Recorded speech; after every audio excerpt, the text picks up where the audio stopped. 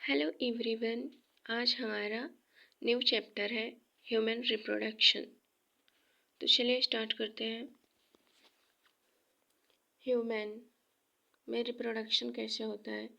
Sexual reproduction होता है और यूनिसेक्सुअल रिप्रोडक्शन और 46 क्रोमोसोम एंड 23 होते हैं, पेयर में होते हैं। क्लास, जो ह्यूमन का क्लास है ममेलियन है, ऑर्डर है primata. Human male and female, male में 44 प्लस XY क्रोमोसोम होते हैं, फीमेल में 44 प्लस XX क्रोमोसोम होते हैं। Human reproductive system, male reproductive system, female reproductive system. Male reproductive system में देखते हैं मेन 3 पार्ट में डिवाइड किया गया है। Primary reproductive organ, secondary reproductive organ, accessory reproductive organ. Primary जो मेन होता है, इसमें क्या होता है कि मेल रिप्रोडक्टिव सिस्टम के बारे में बात करें तो प्राइमरी रिप्रोडक्टिव ऑर्गन में या फिर मेन रिप्रोडक्टिव ऑर्गन बोल सकते हैं, इसमें होता है टेस्टिस बोलते हैं या फिर मेल गोनैड बोलते हैं। गैमिट फॉर्मेशन, ये क्या करता है? गैमिट का फॉर्मेशन करता है।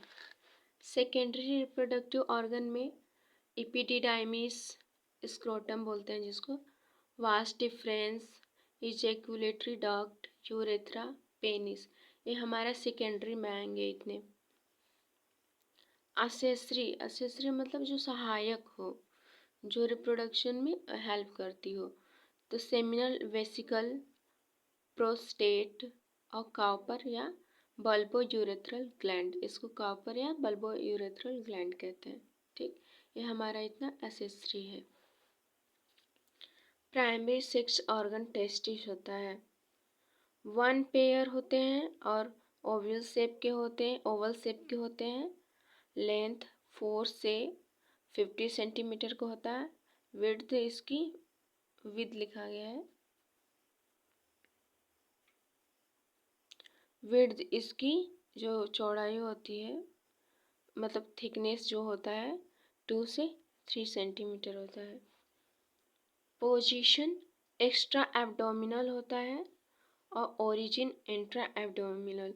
इसमें यह कहा गया है कि जो हमारा वो जो टेस्टिस है उसका ओरिजिन कहाँ से, उसका फॉर्मेशन कहाँ से वो बना था, कहाँ से निकला था, तो वो इंट्रा एब्डोमिनल था। फिर बर्थ के बाद पोजीशन उसका एक्स्ट्रा एब्डोमिनल हो गया। स्क्रोटम की बात करेंगे।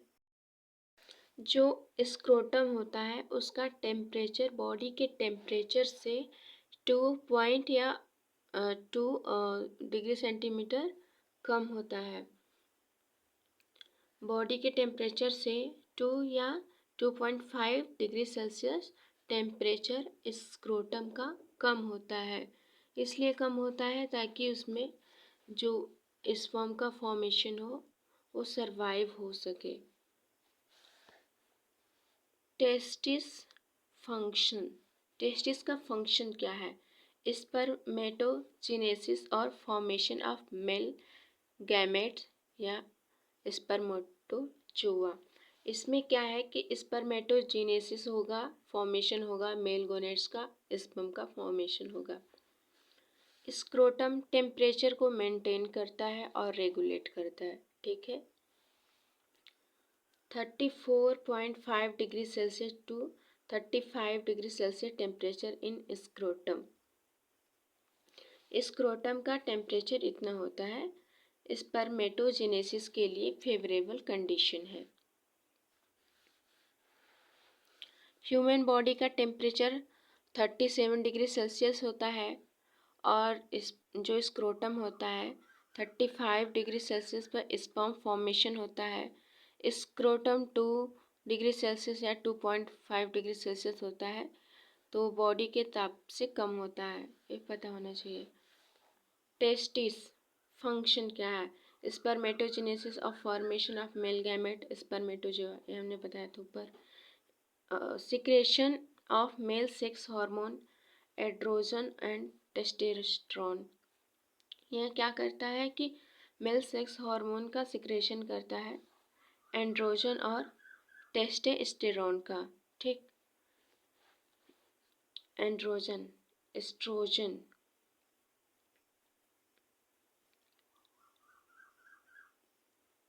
यह एस्ट्रोजन क्या होता है, एंड्रोजन मेल है और एस्ट्रोजन हमारा फीमेल जो कि ओवरी पे वर्क करता है, और एंड्रोजन मेल टेस्टिस पे वर्क करता है। का थोड़ा सा स्ट्रक्चर देखेंगे तो हमारा पूरा आउटर जो लेयर है स्क्रोटम हो जाएगा,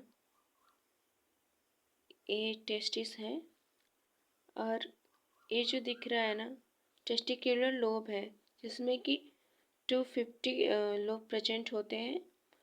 फिर एक टेस्टिकुलर कैप्सूल है जिसके अंदर जो टेस्टिकुलर लोब प्रेजेंट होते हैं।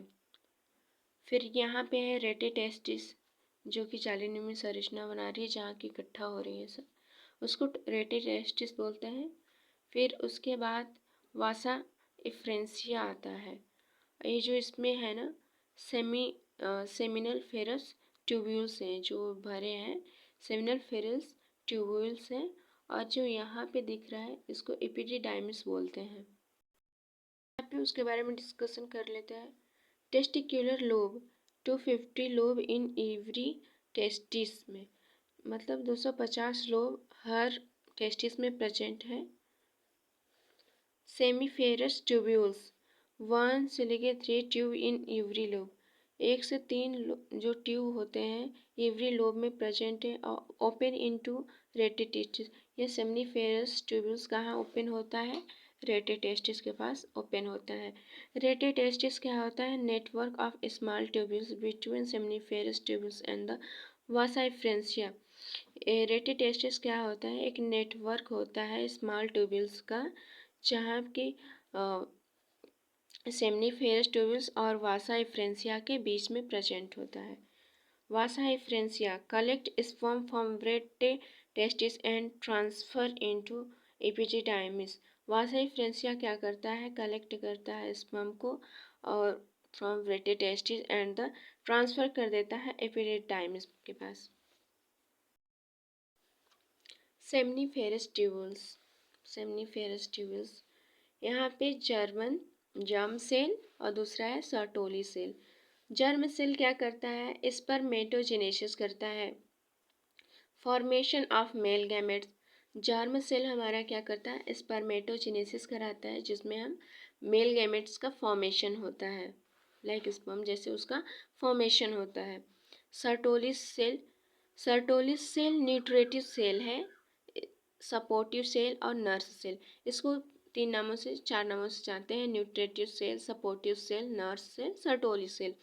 यह स्पर्म को न्यूट्रिशन देगा, सपोर्ट करेगा और उसकी हेल्प करेगा, इसलिए इसको नर्स सेल कहा गया है। लार्ज साइज का होता है, provide nutrition from sperm, sperm को न्यूट्रिशन प्रोवाइड करता है।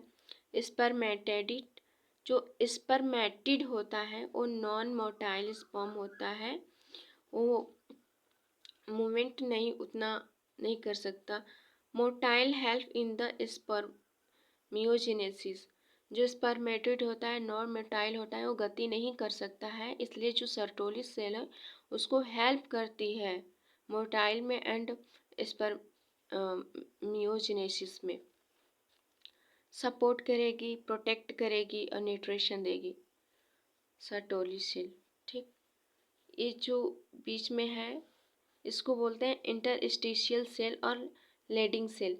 इंटरस्टिशियल सेल को ही हम लीडिंग सेल बोलते हैं। ये क्या करती है, सिक्रेशन करता है एंड्रोजन एंड टेस्टोस्टेरोन का, जो मेल सेक्स हार्मोन है उसका सिक्रेशन करता है।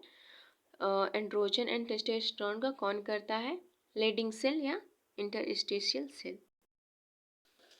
MCQ देख लेते हैं। Which cell is known as nurse और nutritive cell in seminiferous tubules. अभी हमने बताया था कि नर्स सेल कौन है, स्पर्म को न्यूट्रिशन कौन दे रहा था, स्पर्म को सपोर्ट कौन कर रहा था, तो सर्टोली सेल कर रही थी। ठीक। Which cell is responsible for secretion of androgen? ऐसी कौन सी सेल है जो रिस्पॉन्सिबल है एंड्रोजन हार्मोन को सिक्रेशन में? कौन है? इंटरस्टिशियल सेल या लीडिंग सेल? ये क्या करती है? मेल सेक्स हार्मोन को सिक्रेट करती है, एंड्रोजन एंड टेस्टोस्टेरोन का। ठीक। आइडियल टेम्परेचर फॉर स्पर्मेटोजेनेसिस, मतलब जो स्क्रोटम का टेम्परेचर है जिसमें कि स्पर्मेटोजेनेसिस हो सके, स्पर्म का फॉर्मेशन हो सके, उसका टेम्परेचर कितना होता है? 35 डिग्री सेल्सियस या 34.5 डिग्री सेल्सियस बोल सकते हैं, क्योंकि यहाँ की जो टेम्परेचर है बॉडी के टेम्परेचर से 2 डिग्री सेल्सियस कम होता है ताकि उसमें स्पर्म सर्वाइव कर सके।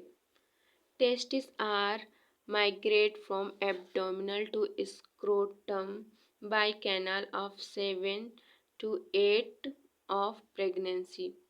जो प्रेगनेंसी का 7-8 मंथ होता है उसमें जो टेस्टिस होता है इंट्रा एब्डोमिनल में होता है, फिर उसके बाद वो एक्स्ट्रा एब्डोमिनल में पहुंच जाता है। तो ये किसके थ्रू होता है? तो इंग्यूनल कैनाल। इंग्यूनल कैनाल जब ओपन होती है तो टेस्टिस नीचे आ जाता है स्क्रोटम में। ठीक। आज की क्लास कैसी लगी? आई होप कि अच्छी लगी होगी। नेक्स्ट क्लास में बात करते हैं पार्ट 2 के बारे में। तब तक के लिए बाय, टेक केयर। मिलते हैं नेक्स्ट वीडियो में। हाँ, और चैनल को सब्सक्राइब कर लीजिएगा, वीडियो को लाइक करिएगा। Thank you.